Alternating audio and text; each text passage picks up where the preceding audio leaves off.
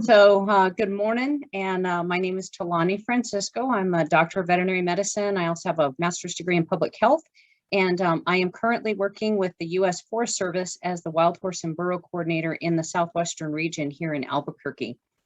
And it's new. It's something that the Forest Service is trying to address, and it seems kind of odd that we would be talking about wildlife and in a wildlife seminar, right? Kind of bizarre, but we would be if we were talking horses. So anyway, we'll go on. And I just wanted to first say that to all of these photos are taken in either New Mexico or Arizona. So they're all ones that either my husband or I have done. So they're not something you're going to find on the internet. Just want to real briefly go over what we're going to talk about. We're going to look at some of the hot diseases that are in the news, if you will, today, and then some things that I see as a veterinarian in my practice and working around the southwestern region. Some ectoparasites, all the little slimy things that nobody likes to talk about. So we know that the reason we're in a virtual setting today is because of the SARS-CoV-2, and that's what we refer to it. The condition it causes is the COVID-19 virus condition. So SARS-CoV-2 is how we describe it in animals. Most recently, some of you may have read, there was a big survey done in 2020 to 2021 in Eastern upper Midwest, Michigan, Ohio, Illinois, New York, in white-tailed deer, where the USDA Animal and Plant Health Inspection Service, Wildlife Services, found that 33% of the white-tailed deer that they surveyed had antibodies for the SARS-CoV-2 virus. So that was very interesting. Did not say that any of these animals had clinical signs, but that was, so they're trying to figure out exactly how these animals got exposed and how they have these antibodies. So more research is going to be going on to that, but that was very, very interesting. And that one's kind of the hot off the presses, and you can read that entire article. It's in the Wildlife Society, and it's a published paper. We know that we've seen SARS-CoV-2 in Chinese tree shrews. Raccoon dogs were one of the first ones. Did not take a picture of the raccoon dog. I will go back and tell you that I did not see a raccoon dog in New Mexico. But people always ask me, well, what is a raccoon dog? And there's a picture of one there for you. But those are animals that are highly sought after in the illicit animal trade. And we know that there is some theory about how SARS-CoV-2 came about, and could it have been in the wildlife animal trade. We know that fruit bats certainly have they have not had clinical disease, but they have been tested and shown that they have antibodies. And of course, you've all read probably about in the zoo animals, where we've had bears and the lions at the National Zoo, in the zoos over in India. I think just about every zoo, I know the Denver Zoo, Dallas Zoo, Phoenix, San Diego, all had some big cats that tested positive. And of course, all of the captive mink breeders and the thousands of mink that have been put down because they were positive, and those animals did have clinical sign. So big thing on SARS-CoV-2 with animals is that more often than not, the animals are lacking in clinical disease, and so you don't see any clinical signs. But domestic animals, we have seen quite frequently, will have clinical signs. So the dogs and cats that are living in households that a person either succumbs or has an active infection, and the person has symptoms, but the dogs and cats will have clinical disease, and they will have clinical signs consistent with the SARS-CoV-2 or the COVID-19 virus. So that's a big one. You guys had a very good lecture yesterday from Dr. Mullican of from California Department of Agriculture, and on the rabbit hemorrhagic disease. And this, you may have seen this this map, but I just cut off. I didn't do the Eastern United States because there are some findings, like most recently in the state of Georgia. But you'll see here where in the Western United States, very heavily found in New Mexico, Arizona, Southern California, and Nevada, and then a little bit less in Utah and Colorado, and then a little dispersings up, into Idaho and stuff, Montana and Oregon.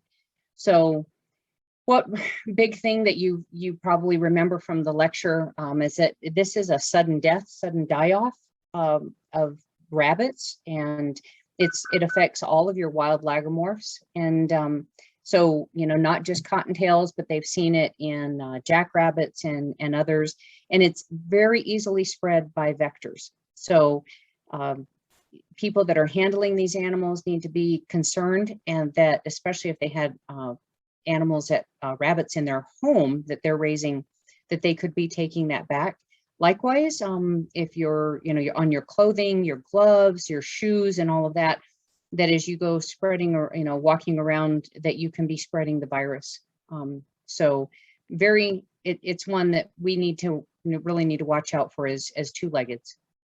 Brucella Sues is one that a lot of people don't realize is quite active right now. And with Brucella Sues, we often find pseudorabies virus in feral swine. Now, the reason I brought this one out, and I give a little more of detail, there's 5 different variants or biovars when we're talking about Brucella Sues. And you'll see that mainly the 1 and the 3 are in domestic and feral swine, okay?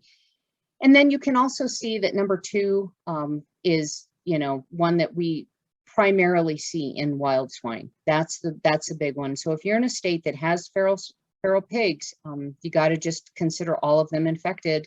And I tell people, because it is a zoonotic disease, I advise people do not consume those carcasses. I know they're fun to hunt, and a lot of folks in Texas will hunt them and have a great time, but you really shouldn't be eating these guys. Brucella Sues, the reason that the word zoonotic is in red is because it can make you very, very sick as a two-legged. So want to also highlight that up in Alaska, we have had Biovar 4 up in reindeer and caribou. And so people always say, well, how do you get a swine brucellosis in caribou up in Alaska? And they're still really researching that and trying to figure out exactly how that got spread up there. They also have had Brucella pinnipetus in the mammalian, in your marine mammals. And so, like your seals and your walruses, sea lions, that they have had those as well. But primarily, the biovars 1, 3, and 4 are zoonotic. Although just about any Brucella, as a two-legged, you don't want it. It causes a condition called undulant fever, and it can be very difficult to treat and very difficult to diagnose. So my big take home on that one is, if you're hunting feral swine or if you're killing feral swine, please do not consume those feral swine. Then the next one that is pretty hot on the radar right now are your hemorrhagic diseases. And in fact, I just read an article yesterday about epizootic hemorrhagic disease of deer mainly in white-tailed deer, and this was up in New York. They've got quite a large outbreak going on. Michigan again is seeing quite a bit of it. We have had intermittent EHD outbreaks in the Dakotas and in Colorado, and in California and Oregon. We have had EHD, and Washington State a few years back. And so it pops its head every now and then, EHD. And the one thing I always remember is yak. They're not wildlife, but a lot of people are private yak owners, and they have yak on farms. and the yak just really succumb to EHD, and it kills them pretty fast. And it's not a very polite death. Looks pretty nasty. Their mouths get all crusty, and their heads can swell up, and their feet can get kind of yucky, and hooves, you know, can fall off. But it looks very much like blue tongue, as blue tongue virus affects cattle and sheep. It can look very much like that. It can also look like contagious ecthyma or ORF in sheep, domestic sheep. And so very difficult to differentiate. And the AHD is the arboviral hemorrhagic disease. Once again, spread by an by a vector. It's an arbovirus.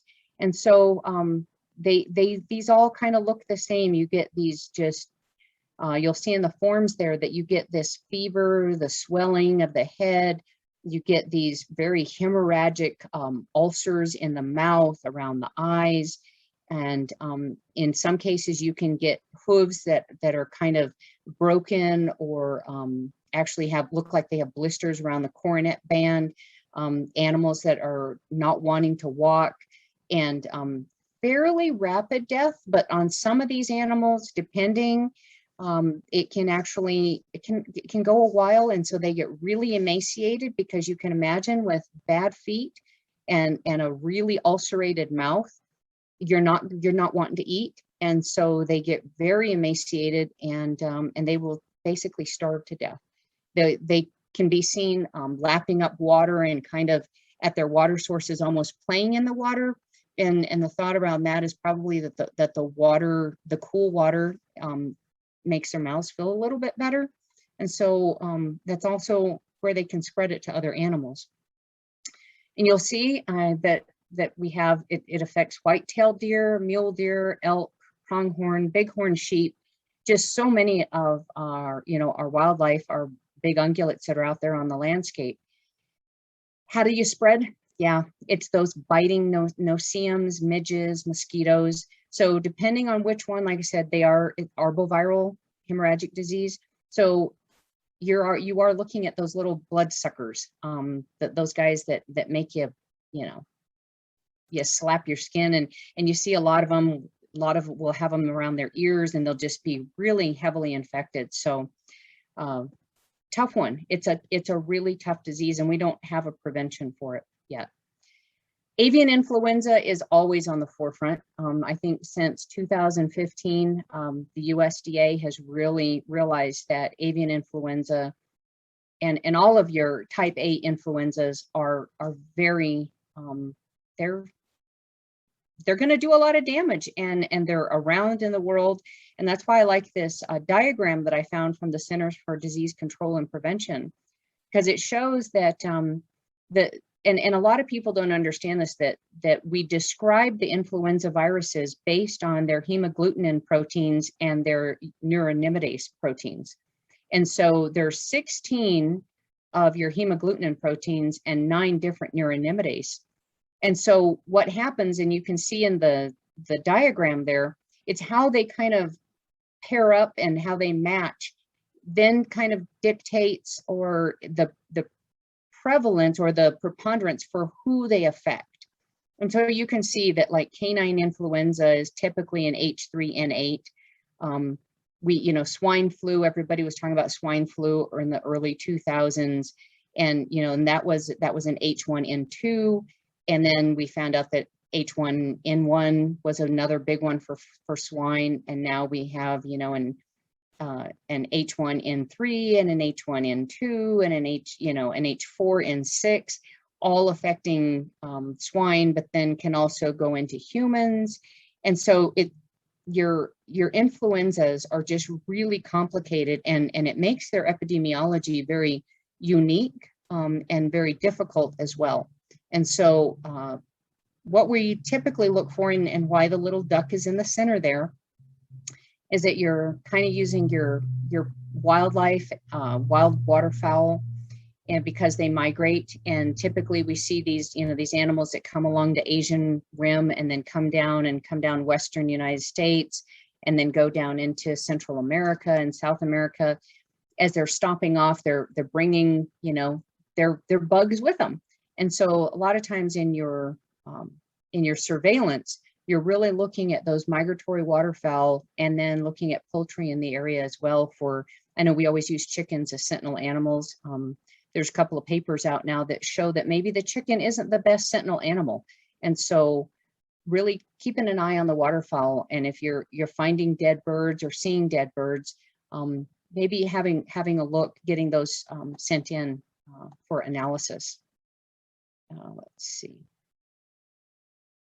Go to the next slide. Okay, so still talking about our avian friends, there is starting in June. So this one is really big, and luckily it hasn't gotten here to the Western United States. I know this winter we had a songbird die off here in New Mexico and a little bit over in Arizona, and there were some kind of theories that it might have had something to do with the feed, and animals were just not able to consume the number of calories they needed, and so they were dying in flight in that migratory pattern that we were talking about.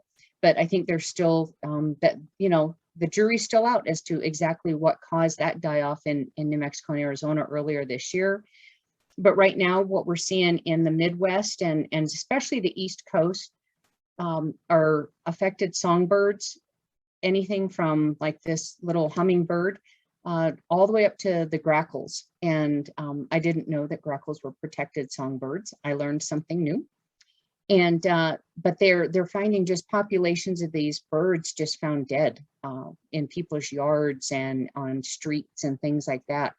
And so if you do find something like that, like like I said, more than one or two dead birds in an area, I certainly would be contacting my Department of Natural Resources with either the state or tribal especially, and seeing how you want to work with them or with the USDA to see about getting them submitted to a veterinary diagnostic lab or a wildlife lab, so that they can kind of look at them and see what's going on. I know that fowl botulism is another big one that I read about yesterday and today. And so that's another one where, birds die off real quickly and people get concerned. And so you send them in and they can find out that, in this case, the latest die off was from botulism. They're not sure what is causing this mystery disease of songbirds, but they are discouraging backyard feeding. And so once again, just like we do with to prevent skunks and raccoons and those guys coming into your yard, is like we tell everybody, don't feed animals, don't feed the wildlife, especially in your backyard. Then another one I get a lot of questions from people about is epizootic pneumonia of bighorn sheep.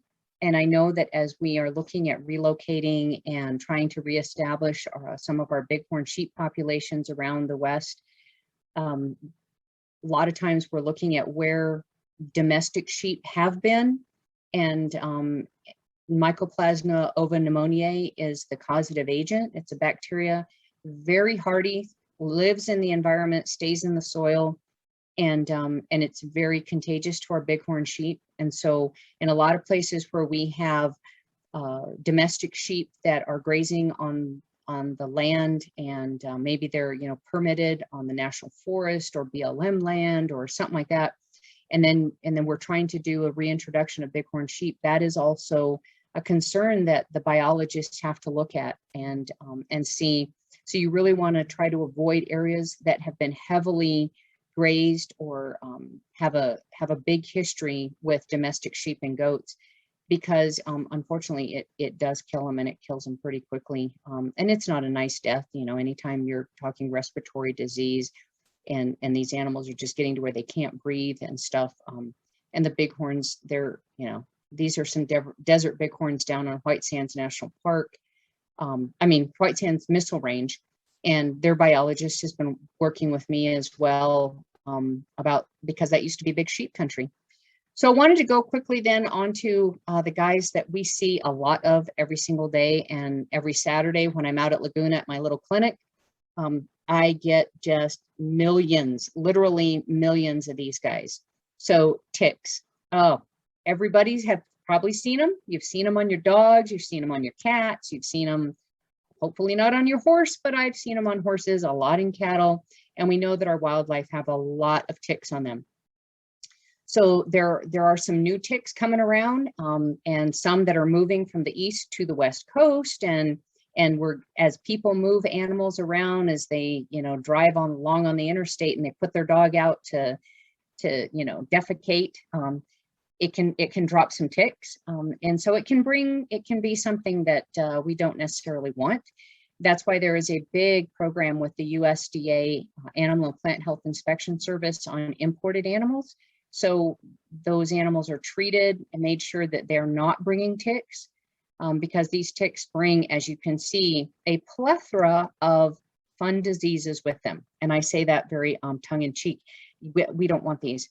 I have a lot of dogs and cats that, mainly dogs, that are being treated for Ehrlichia.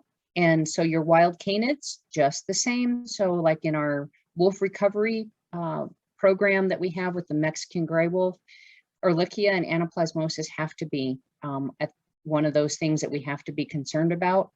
But what do you do? Because you can't catch your wolf and give them a NexGard or a Brovecto, once a month like you would your domestic dog or cat. Lyme disease certainly is something that's has spread from the East Coast to the West Coast, and we have our ticks to thank for that. Rocky Mountain spotted fever, I know that there are a number of reservations in both New Mexico and Arizona that have documented Rocky Mountain spotted fever in two-legged and four-legged. And so, just having that ectoparasite control, and especially in your domestics and around where the two-leggeds are living, very, very important. Then I go on to like Babesia, and those can affect your other large animals and your wild equids. Heartwater is a foreign animal disease right now. But it has been found in the Caribbean islands.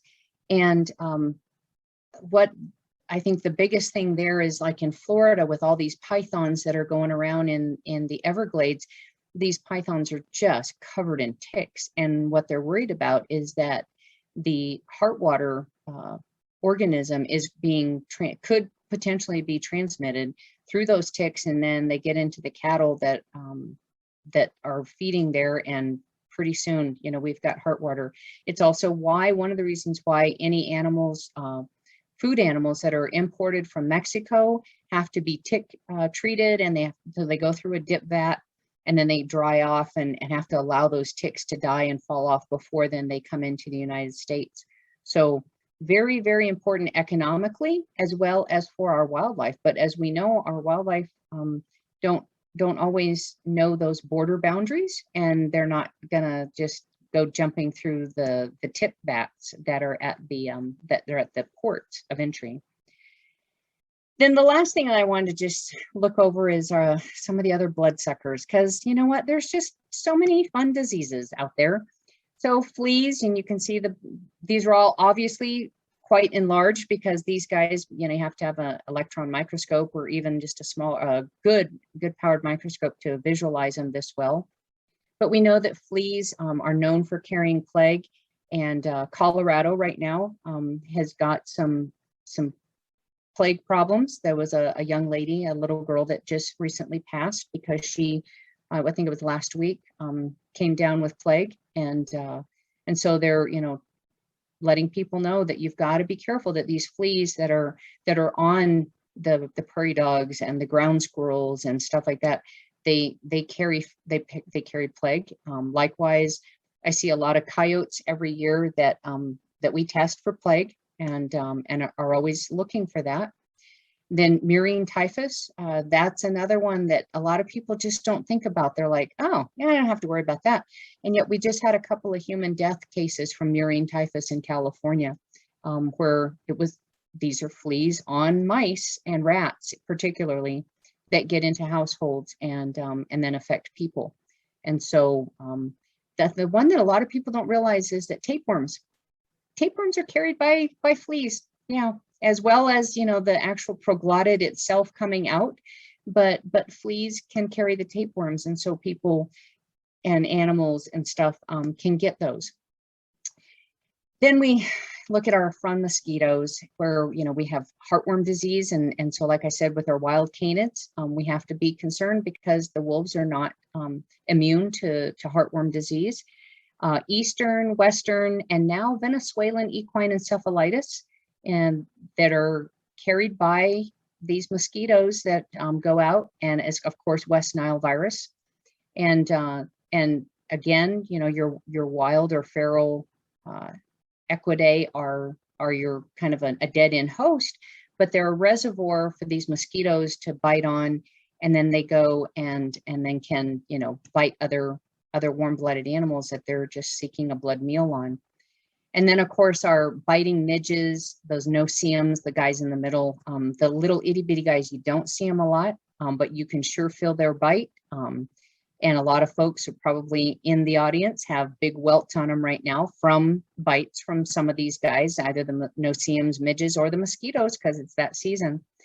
And so, you know, with those guys, we're looking at like vesicular stomatitis virus, the hemorrhagic diseases we talked about, mentioned that your no-see-ums and your biting midges, and then of course blue tongue, you know, and your chilocoides. So some of these go with also in mosquitoes and some, so a lot of these are just they're bloodborne pathogens that are being spread about by your hemophagous animals or insects. So that was quick. It was rapid, but I hope that that at the end of the day, you know, you guys all enjoy a nice summer dip in the pool like my little friend here was having. So I don't know, are there any questions for me? Yes, we have a couple of questions from Vicky, and if anybody else has questions, feel free to put them in the chat or raise your hand and I will let you unmute. But Vicky asks, and I don't think you saw any of the questions, right? She asked a question about pigs and you had said something about pigs, but does Brucella Sues, S-U-I-S, affect feral potbelly pigs? That's her question. Yes. Yeah, it's any Suis species. So whether they're feral pigs, whether they're domestic pigs, potbelly pigs, even though they're cute, yeah, they can still get it. So a pig, yeah, Brucella Sues will any pig. Great, good to know.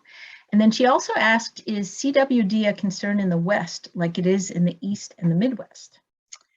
Well, CWD actually got started in Colorado. So yeah, we are kind of ground central. New Mexico is on the list for having some CWD. I think Arizona has had some historically, but it's right now it's really hitting the upper kind of Midwest and upper Intermountain region. I know Montana, Idaho, Wyoming are the ones that are getting hit with it really, really severely. Wyoming is because it started just outside of Fort Collins, Colorado, that is ground central for CWD. And so, yeah, those areas have always had it and continue to. So I know a lot of tribes will have CWD programs, and I encourage people that if you have a cervid that is just not looking good, you know, kind of thin, and you kill it, I might not want to eat it. Yeah, I would probably want to have it. I would want to have it put into a survey, you know, sent in and have it sampled. Great, thank you. And Cynthia has a comment. Dr. Tulani, great to have you as a presenter again, but you, glad we have vets around to provide knowledge and help deal with all of this. Thank you. No problem. I'm more than happy to help out and to field questions. I've given you guys my my email there. I'm more than happy to answer questions anytime. Great. One more comment from Danielle. Thank you, Tolani. That was really informative. I can confirm that USFWS fellows will not be applying Brevecto to Mexican gray wolves. Yeah, I don't think so. I don't think anybody wants to go out there and give that little chew once a month and go, here, come get it, you know? Yeah. Oh, and Elvita, here we go. Let me click on you. Yes, you're all set. Oh, thank you, Dr. Tulani, for that excellent presentation on all the bad stuff. But I don't know if you're going to be able to be on this afternoon, but if not, can you just kind of give a general overview of the the horse presentation that you'll be doing in October. Yeah, I would love to. Thanks for having me kind of do an advertisement. So October 28th, we're hoping that we can do a tribal horse seminar. We've done a couple of these already in person a couple of years ago, but as most of you know, we have an overabundant number of horses on tribal land as well as on state and federal land. The horses that are on federal recognized wild horse territories, so that was established back in 1971. Those are the horses that are protected under the 1971 Wild Horse and Burro Act. And so what we're going to do in October is kind of go through some ideas. I've got some people from USGS, the BLM, of course, Forest Service, and then some actual guys that are from called Homeland Habitat, where we're going to actually kind of get into a little bit more of how you as tribes can maybe do some modeling, do some surveying, so that it's kind of a more scientifically acceptable method, I guess, for your survey techniques on looking for horses and determining the population numbers that you have. And then how you go about getting rid of these guys. The big thing that I want everybody to take home, and you can take it home today, is that your horses on tribal lands, these free-ranging feral horses, they are not wild, they are feral horses, they are not protected, and they are not restricted from going into commerce and all of that stuff that the 1971 Act mandates. And so that's what we have to work with. And so I really encourage you, if you can, to join us in October, because we're going to be talking about ground counts, aerial counts, even some methodology for doing transects and all of that kind of stuff. And then how you can actually go about doing some of these remote capture procedures and stuff like that. So I think it's going to be a really, really interesting and hopefully a good day. And we're going to be on Zoom, unfortunately, but if we can, we'd love to have one of these sometime in person again, and just really help you as biologists and tribal members understand a little bit more about the horse issue, and really understand. I know that horses have a lot of emotion for a lot of folks, and there's a lot of advocate groups, both tribal and non-tribal. But we do need to look at them because they are affecting the land that the wild ungulates, the native species, are trying to utilize as well. So, all right, everybody, we'll talk about it a little more in our business meeting. So thank you, Doctor. Great. Thank you, Alvita, and thank you, everybody.